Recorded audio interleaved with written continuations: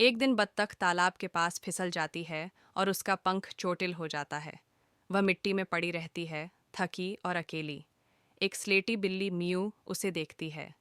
वह धीरे धीरे पास आती है, आंखों में दया और दिल में अपनापन। मियू एक बड़ा पत्ता ओढ़ा देती है, फिर पत्ते में पानी और कुछ जामुन लाकर बत्तख को देती है। बत्तख आश्चर्य में है। बारिश में मियू बत्तख को पत्ते से ढकती है। दोनों एक साथ दिन बिताते हैं और बत्तख धीरे धीरे ठीक होती है। बत्तख पूरी तरह ठीक हो जाती है। वह उड़ती है, मियू के चारों ओर खुशी से चक्कर लगाती है, फिर नीचे आकर उसे गले लगाती है।